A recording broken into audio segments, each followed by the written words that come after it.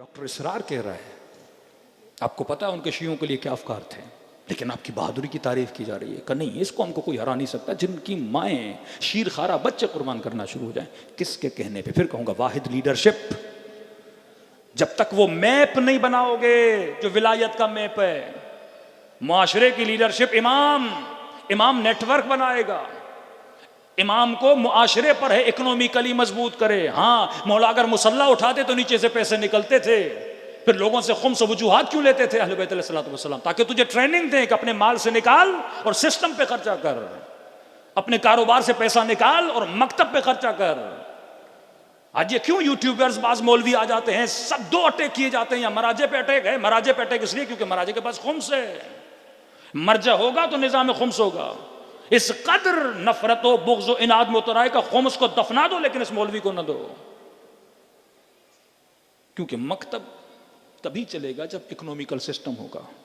कल वक्त मिला तो अमीरुल मोमिनीन का जो मालिक अशतर को लिखा गया खत है, मौला वो पिलर्स बताते हैं किसी माशरा कब चलता है। फरमा उसके अंदर बजट होना चाहिए, हाकिम अवाम का ख्याल करे, उस मुआशरे में रोड्स और बिल्डिंग बननी चाहिए, मुआशरे की ज़रूरतों को पूरा करना चाहिए।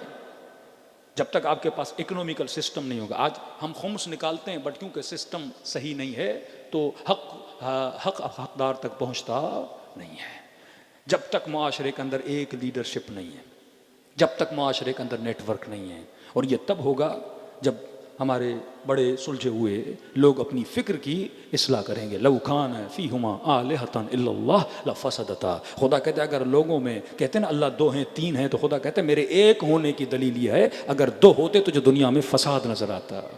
चांद अपने नज़म से, सूरज अपने नज़म से दिन रात अपने टाइम पे चल रहे हैं, क्योंकि चलाने वाला एक है, घर को चलाने वाला एक, माशरे को चलाने वाला एक। सबसे बड़ी बदबख्ती रसूल के बाद जो उम्मत पर आई, उम्मत में तफरका हो गया। अगर उम्मत वाहिद लीडरशिप पे मुत्तहिद हो जाती, आज मुसलमानों में फ़िरक़े ना होते, आज मुसलमानों में इख्तलाफात ना होते। किसी को वहाबी बना दिया, किसी को दूसरे फ़िरक़े में डाल दिया और इनको आपस के लड़ा दिया, दाइश बना दी, जबहतुन नसरा बना दी। कितने कत्ल मुसलमानों को इतना यहूदियों ने नहीं मारा जितना मुसलमान ने मुसलमान को मारा है। क्यों? क्योंकि फिक्र रसूल पे नहीं चले। रसूल खुदा देकर गए, इन्नी तारिकुम फीकुम अल-थक़लैन किताब अल्लाह व इतरती अहल बैती। ऐ लोगों, दो चीज़ों पे जमा हो जाना, एक किताब है जो टेक्स्ट है, जो कंटेंट है, और दूसरा इस किताब पे चलाने वाला और उसकी तशरीह बताने वाले आले रसूल हैं। और हम अहल बैत के चाहने वाले, हमें फिक्र आज़ादारी देकर गए। और हमें अगर हम ग़ैबत कुबरा में चले जाते हैं तो मोमिन मुआशरे को किसी सालेह लीडरशिप से खाली नहीं रखना। अगर लीडर तुम्हारे ऊपर न रहा और साया न रहा तो समझो ये कौम यतीम है। और जब बच्चे यतीम हो और ऊपर साया न हो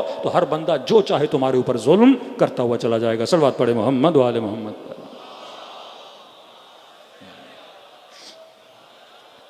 वक्त बहुत हो गया। जनाब सईद अपना खून हुसैन के लिए दिया, 90 साल का बूढ़ा है। कल जनाब जौन, आज जनाब सईद। कहते हैं अबरुओं के बाल इतने बड़े थे कि आंखों पे पड़ते थे। मैदान में जवानों की तरह जा नहीं सकते थे, तो कहा मौला आप नमाज पढ़े, मैं नमाज की हिफाजत करता हूँ।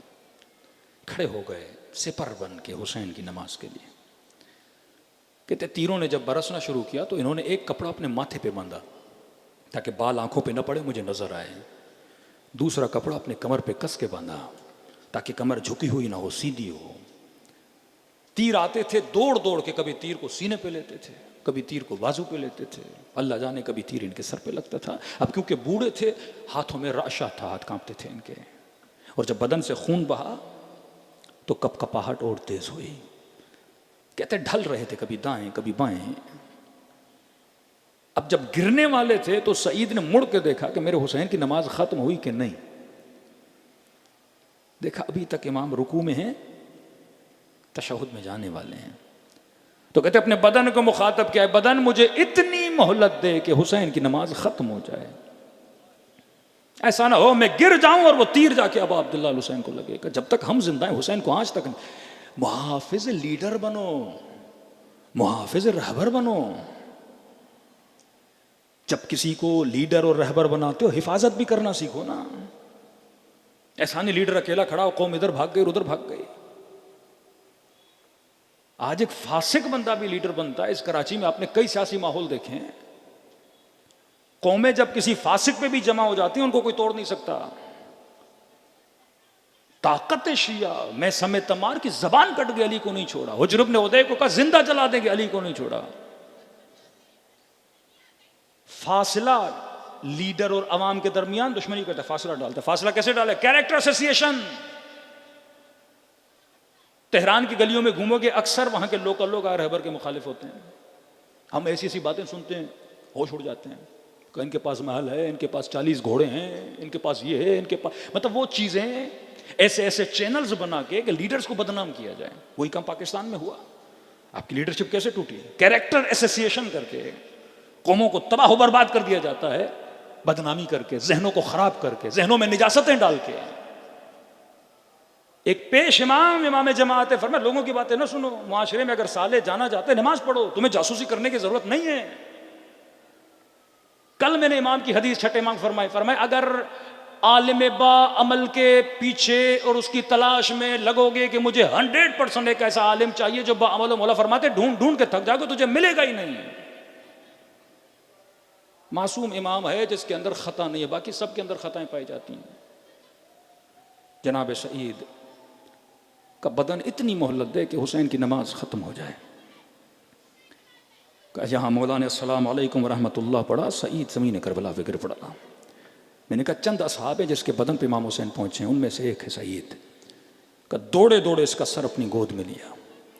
मैं कहता हूँ 5 मिनट सोचो, अगर आप सईद की जगह पे होते, तीर खाए, 90 साल के बूढ़े होते, जान कुर्बान की हुसैन पे, तो फख्र से मर के जाना चाहिए ना। मुतमैन हो जाऊं कि मैंने अपनी जान को हुसैन पे कुर्बान किया, ऐ रूह अब मेरे बदन से निकल जा, मुतमैन होके सुकून के साथ चली जा।